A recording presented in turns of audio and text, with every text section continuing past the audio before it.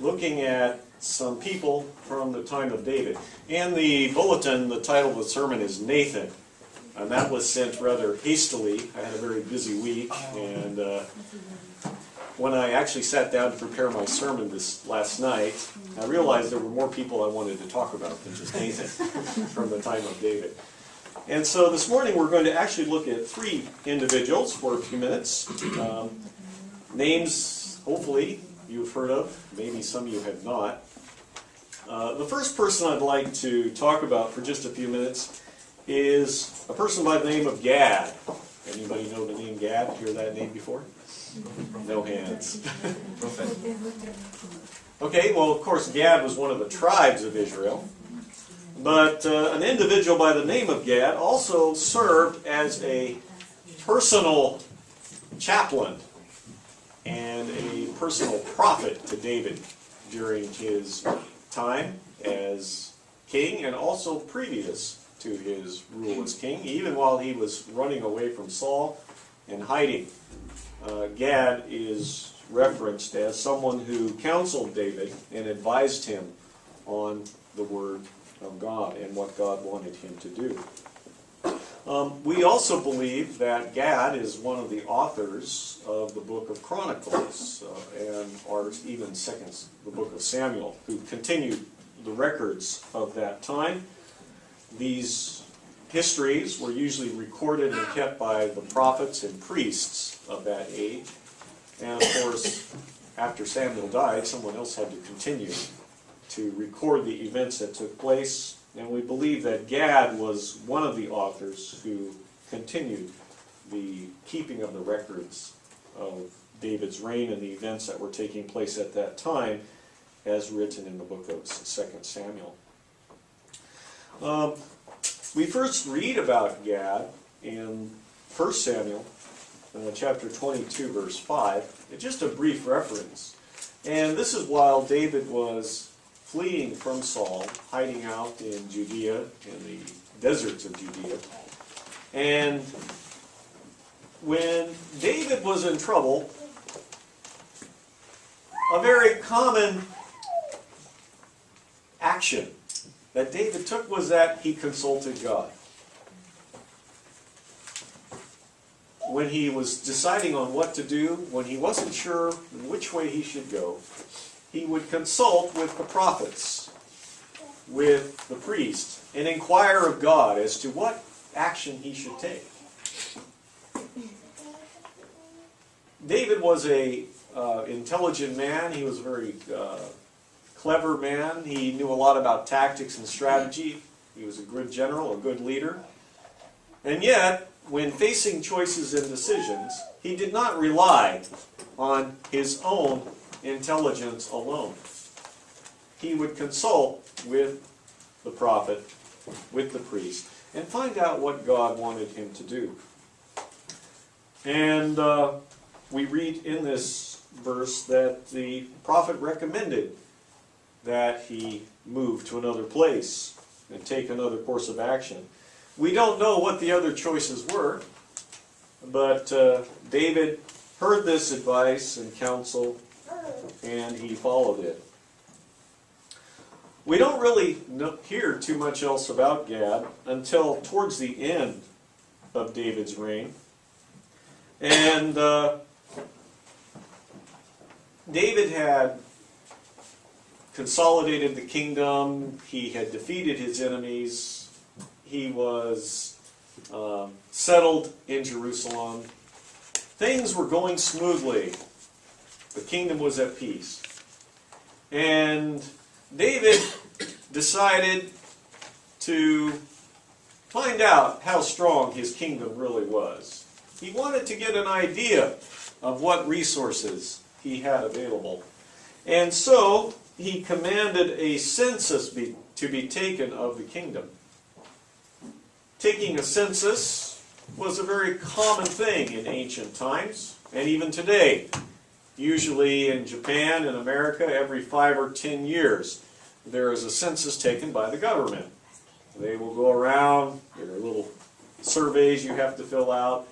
The government wants to know how many people there are, where they're living, how old they are. They want to collect information about who lives in the country. A census is very important to the government. It lets them know the population, and that allows them to decide on services.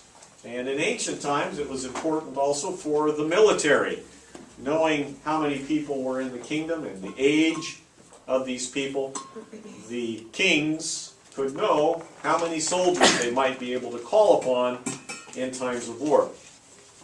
Now, we would think, wow, a census, that seems to make sense. The kingdom's at peace. It's a good idea to know how strong you are, to plan for the future, to provide services for your people. But there was a problem. Back when the people were in the desert, God had commanded Moses to count the people. And we have the book of Numbers, which is named after this major event in the history of the Jews. They weren't counted while they were in the desert. But God gave a command that they were never to be counted again. Now that would seem to be a little foolish. How can you make plans if you don't know how many people you have available, or you don't know what your resources are?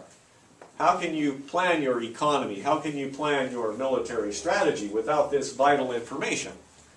But the people of Israel were unique. God was their ruler. The king was a representative of that. The judges were representatives of God. And the people were not to rely on their own strength and their own numbers and their own resources for their daily lives, for their times of war. They were to rely on God and His strength. God would provide what they needed, whether it was economic needs or military needs. And so when David made this plan, he was actually resisted by his advisors, and even the commander of his army, Joab, who was not known to be a really nice guy. He was actually a rather bloodthirsty and cruel man. And yet even Joab, who was the commander of the army and who would benefit probably the most from this information, strongly opposed the king's command. But David was stubborn and proud and ordered that it was to be done. And shortly after this took place, God told Gad, David's personal prophet, to go to the king and to give him a choice. And when Gad went to the king and condemned him for his action, David realized he had made a mistake. And David was given a choice of defeat by enemies, internal problems, or for a plague to strike the nation for a short period of time.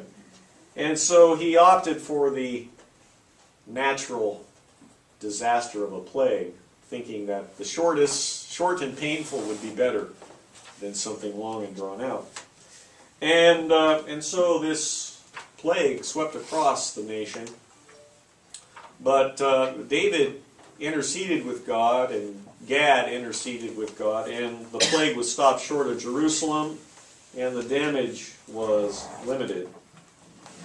And this is really the last that we read about Gad, so we don't really know too much more about him, aside from his involvement in these couple of stories. But serving as a prophet to the king would have been a challenging position. People in power often like to get advice, but they usually want to hear advice that sounds good to their ears. You know? We often ask people for advice, but we're not always happy when the advice does not match what we like. You know, we want to do something and the person tells us something else. We're not always happy to hear that. And my wife is a good example of that.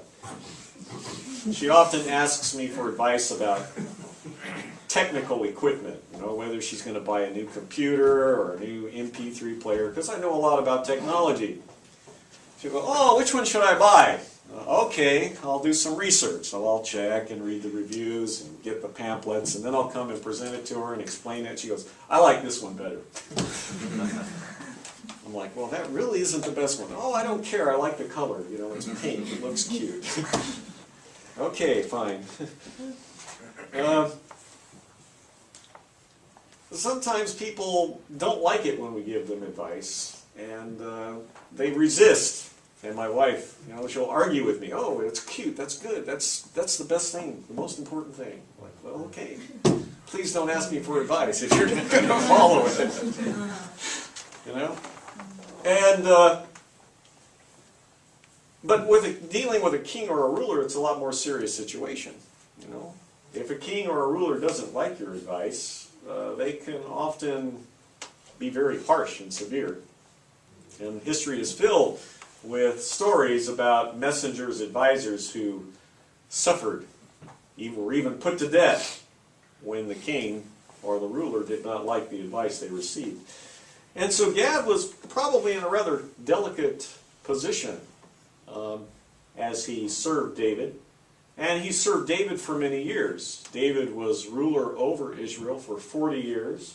And he was fleeing from Saul for probably 5 to 10 years.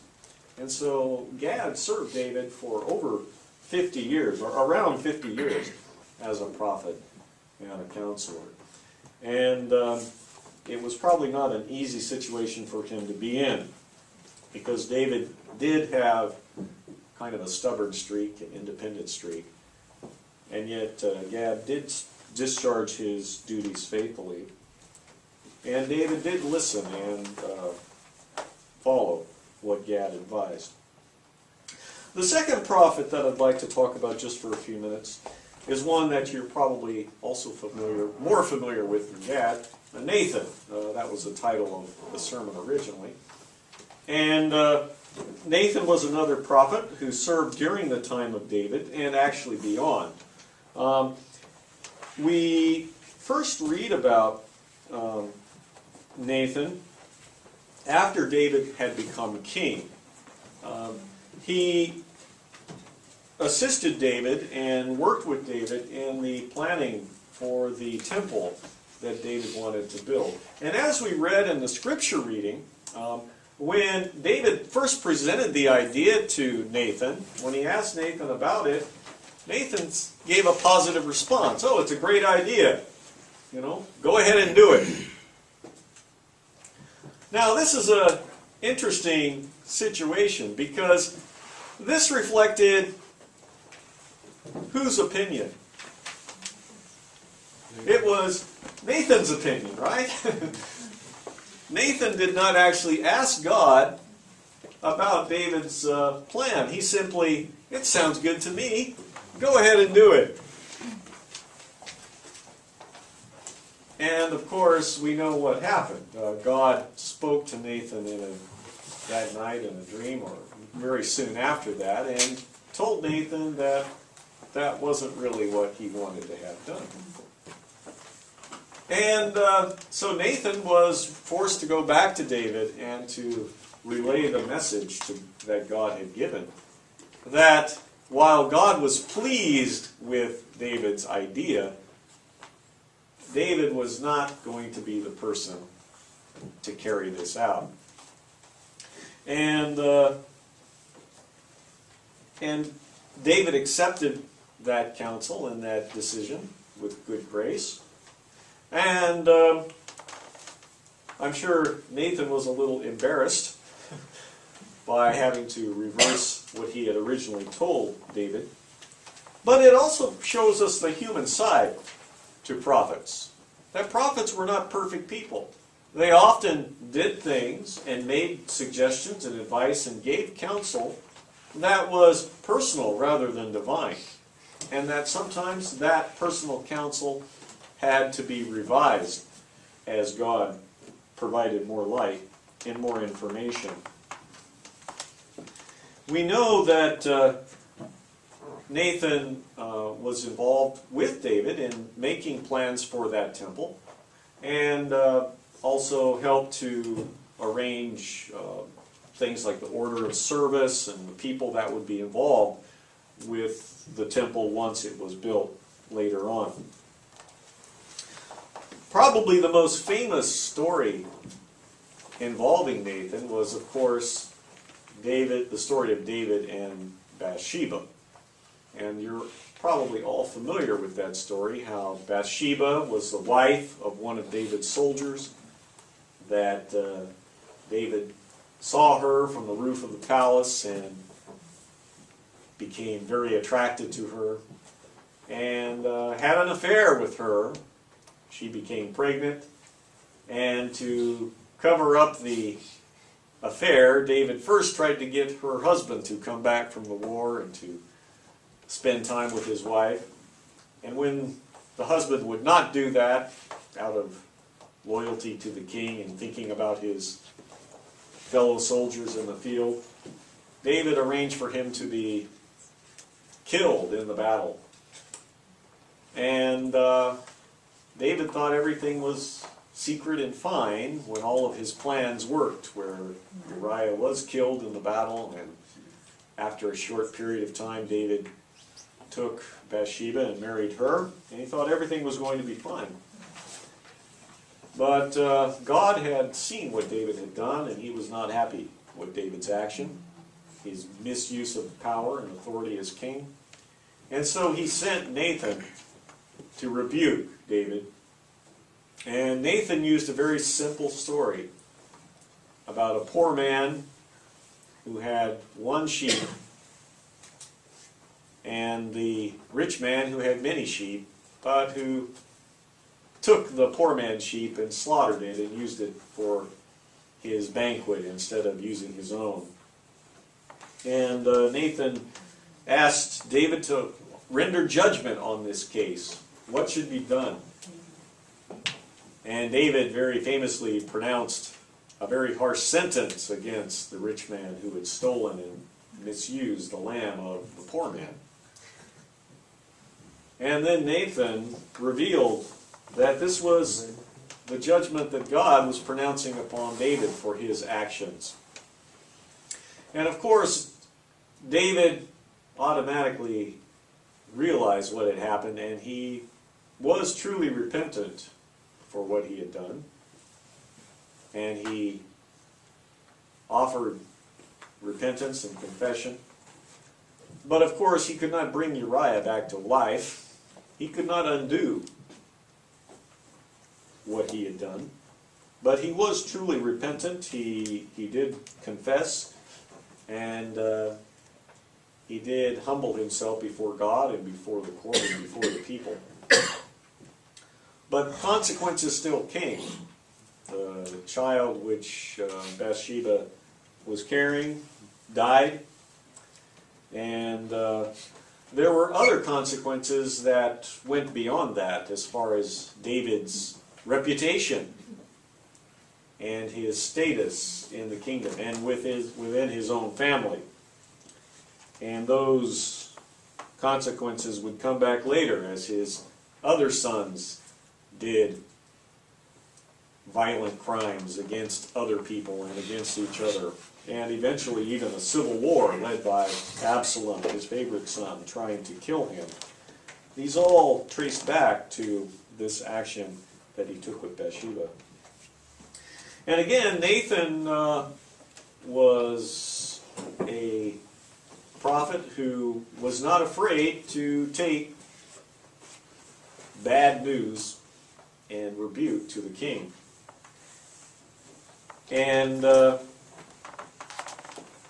he discharged his missions faithfully and served David well. We later read about Nathan in one last situation, which involves Solomon. And actually, Nathan gave Solomon his original name, Jedediah, which means loved by God. And Solomon, of course, was the son who was prophesied to follow David, even though he was one of his youngest sons.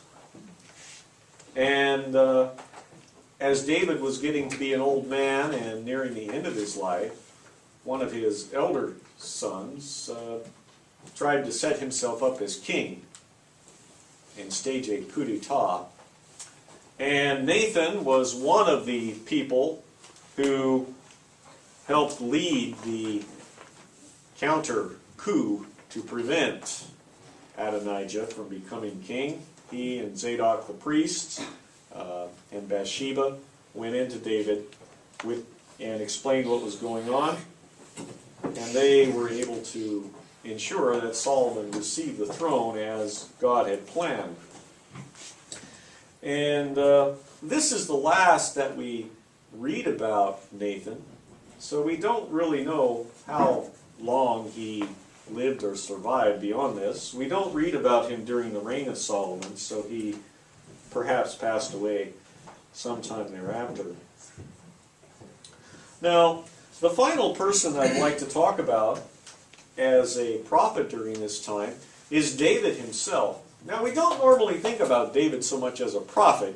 Usually we think about him as a king, King David. And we think about him as a musician. He composed many songs.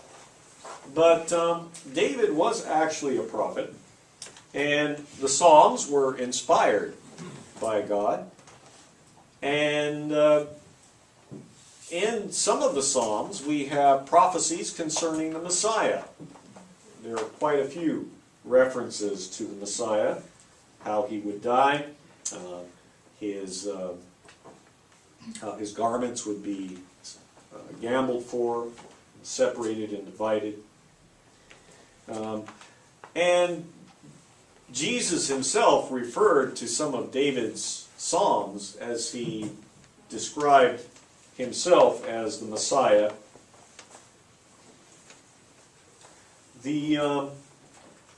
And Ellen White talks about that that some of the prophecies of David in the Psalms were used by Jesus as he talked with Nicodemus in the very famous meeting that they had by night.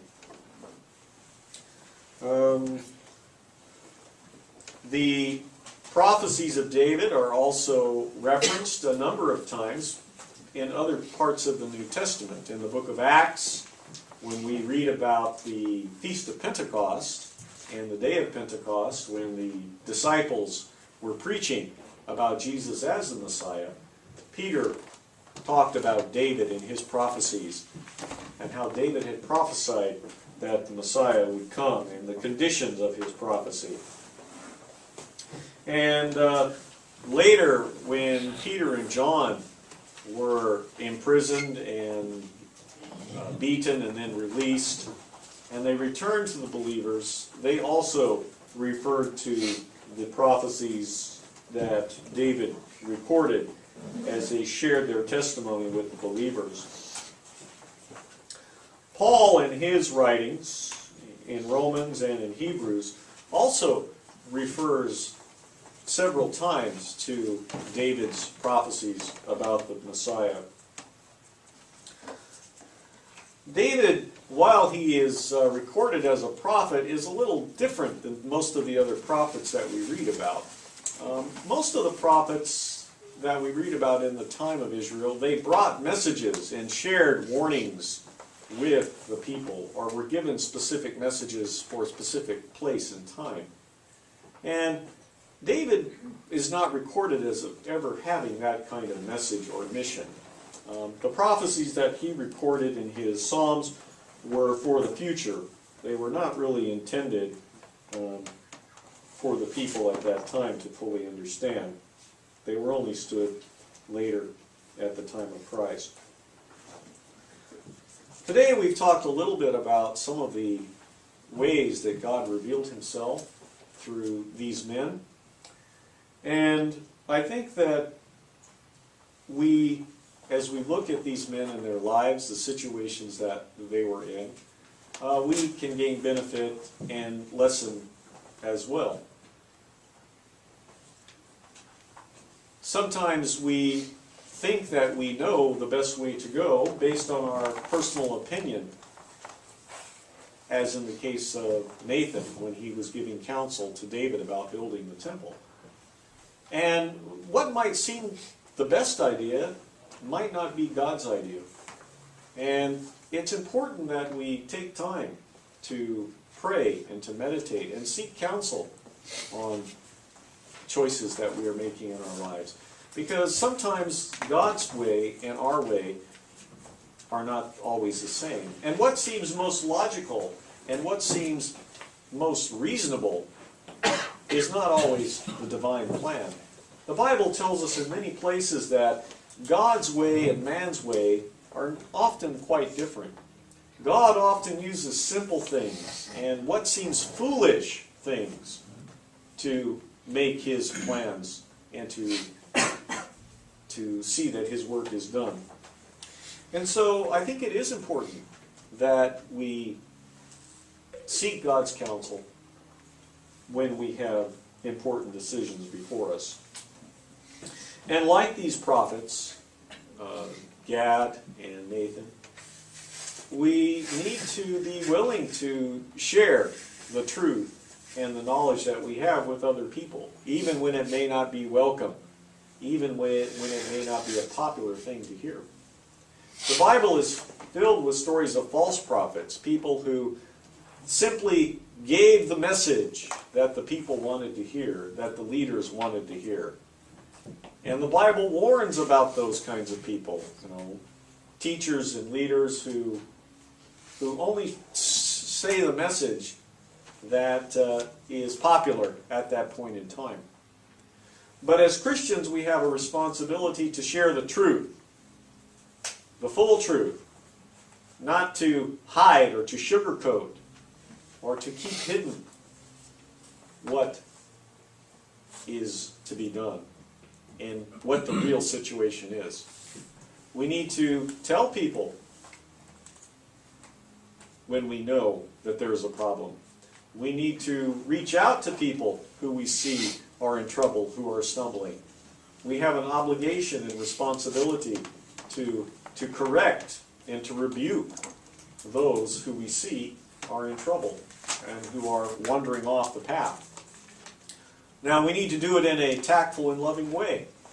We can't just be harsh and condemning of people. We need to reach out to them in love. And if we are doing this, if we are working in love, if we are reaching out to people, building them up, strengthening them, giving them advice and counsel and direction in a Christ-like way, then we can be a real blessing to those around us. Thank you.